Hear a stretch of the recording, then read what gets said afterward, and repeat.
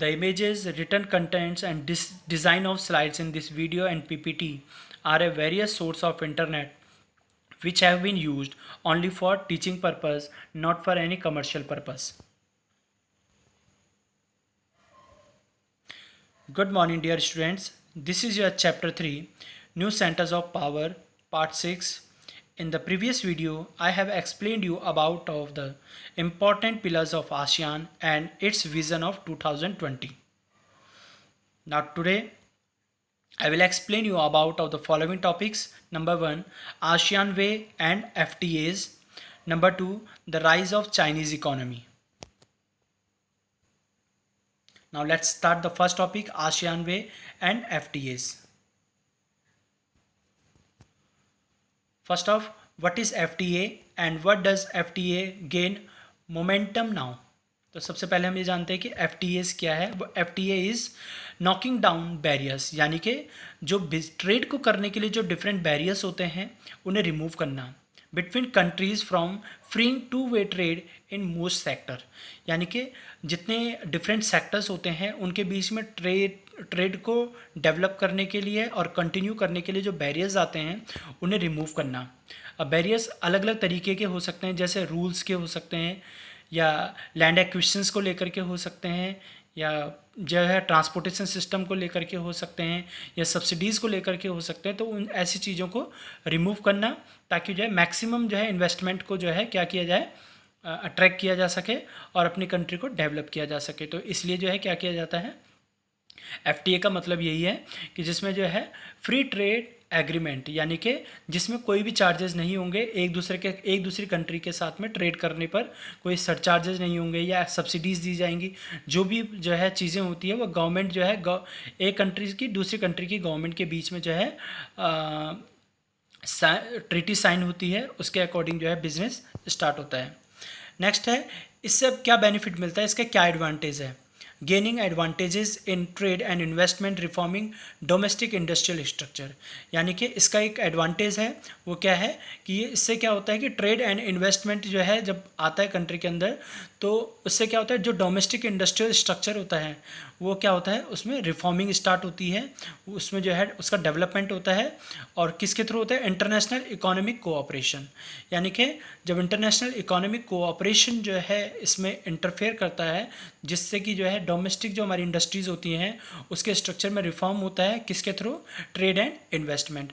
अभी आप देख रहे होंगे कि जो है जैसे कि सिचुएशन में यूपी की गवर्नमेंट ने जो है डिफरेंट मल्टीनेशनल कंपनीज़ को जो है इनवाइट किया है कि वो यहाँ पर आएँ, इन्वेस्ट करें, जिससे कि जो है क्या होगा, जिससे कि जो है हमारे देश के अंदर ट्रेड डेवलप होगा, इन्वेस्टमेंट मैक्सिमम जो है जो मल्टी लेवल कंपनीज़ हैं, मल्टीनेशनल कंपनीज़ हैं, वो क्या होंगी, अट्रैक्ट होंगी हमारे यहाँ पे काम करने को लेकर के, में इन्वेस्टमेंट करेंगे, जिससे हमारी कंट्री की इकोनॉमिकल ग्रोथ के लिए और लोगों को साथ साथ एम्प्लॉयमेंट भी अवेलेबल होगा.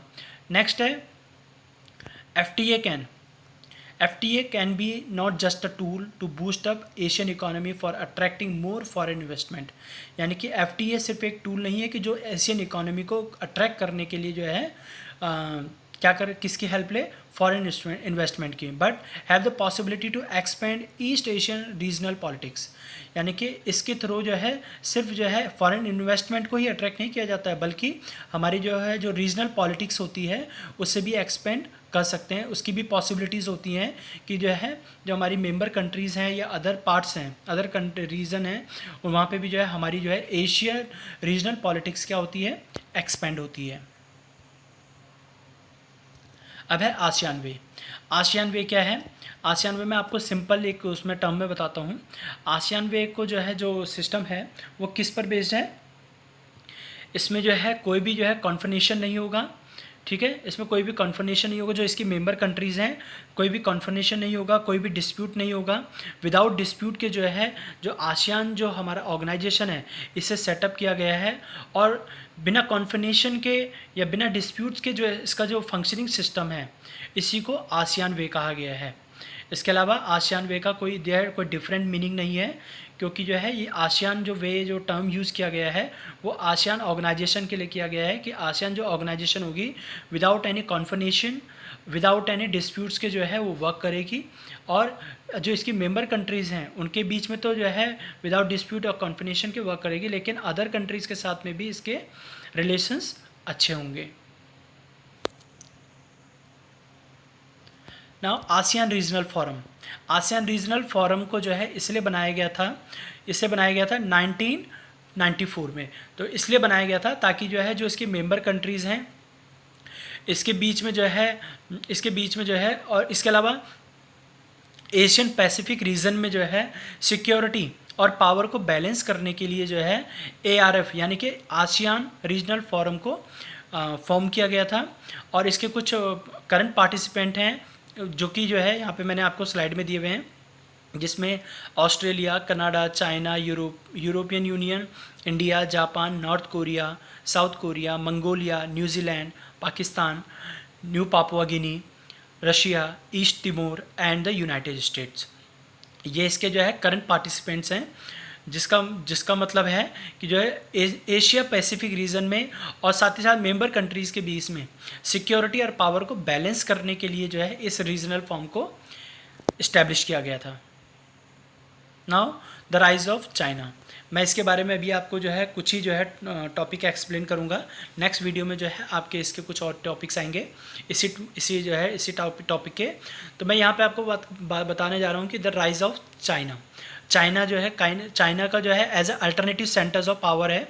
मैंने आपको जो है फर्स्ट में बताया था European Union first alternative centre of power, second ASEAN and the third one is the rise of China. यानी कि चाइनीज़ इकोनॉमी कैसे जो है ग्रो अप हुई या चाइना कैसे ग्रो अप हुआ as a alternative centre of power. इसके बाद हमारे दो और जो है new alternative centres of power आएंगे, जैसे कि मैंने आपको चैप्टर का नेम है new alternative centres of power, new centres of power है।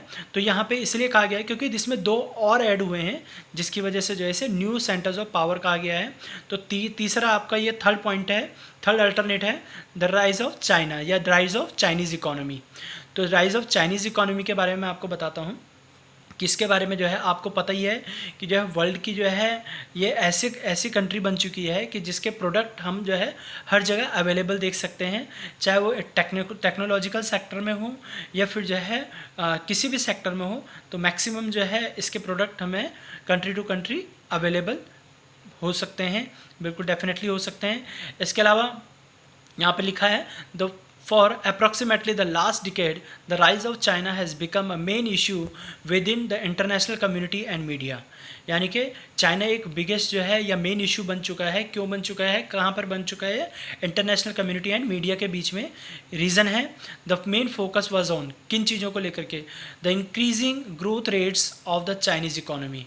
यानी कि जो चाइना की जो इकोनॉमी है इसके बढ़ने के कारण, इसके ग्रोथ रेट में जो है ग्रोथ रेट इंक्रीज़ होने के कारण ये इंटरनेशनल कम्युनिटी और मीडिया के सामने जो है आ चुका है। नेक्स्ट पॉइंट है the foreign reserves accounts of the Chinese central bank. यानी कि चाइना का जो सेंट्रल बैंक है इसमें जो है फॉरेन रिजर्व्स अकाउंट जो है ऑलरेडी स्टोरेज हैं, यहाँ पर बने हुए हैं, जिसकी वजह से ये हाईलाइट हुआ है। नेक्स्ट है the US trade deficit with China. इसके अलावा चाइना और US के बीच में जो है जो ट्रेड वॉर जो चल रही है, जो प्रॉब्लम्स चल रही है, इसकी वजह से भी ये जो है मीडिया में आया है। नेक्स्ट है China accelerated integration into the world economy with its membership into the World Trade Organization in 2001। इसके अलावा चाइना ने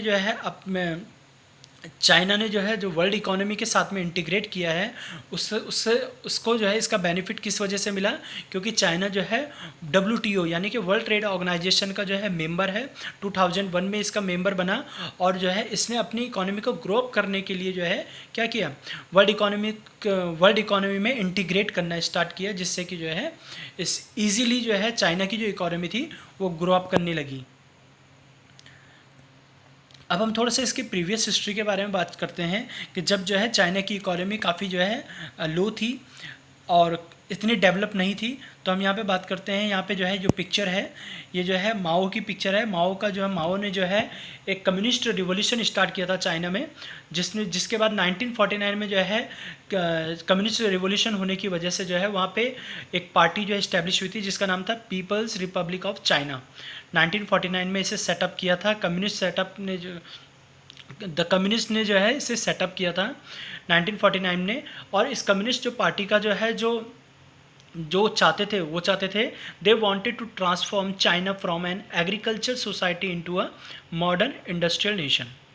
यानी कि चाइना चाहता था कि जो चाइना है इसे जो है एक मॉडर्न इंडस्ट्रियल नेशन बनाया जाए, किसको रिप्लेस करके या किसको ट्रांसफॉर्म करके, एग्रीकल्चर सोसाइटी को ट्रांसफॉर्म करके जो है चाइना को क्या बनाया जाए, मॉडर्न इंडस्ट्रियल नेशन बनाया जाए। तो उसने इसके लिए कुछ मॉडल एडॉप्ट किए जिससे कि जो है मॉडर्न इंडस्ट्रियल नेशन जो है चाइना को बनाया जाए। नेक्स्ट पॉइंट है under communism literacy increased, old landlord and business classes were eliminated. यानी कि कम्युनिज्म के अंडर जो है लिटरेसी रेट जो है इंक्रीज़ हुआ, जो ओल्ड लैंडलॉर्ड थे एंड बिजनेस क्लासेस थे दे वर एलिमिनेटेड, इन्हें बाहर कर दिया गया। And rural Chinese were provided with health care, और जो रूरल जो है जो चाइनीज़ पीपल थे उनको जो है हेल्थ केयर की फैसिलिटीज़ प्रोवाइड की गई। इसके जो है आगे के जो टॉपिक हैं इस मेन टॉपिक के the rise of Chinese economy के, वो आपको नेक्स्ट वीडियो में एक्सप्लेन किए जाएंगे। Now thank you and have a nice day.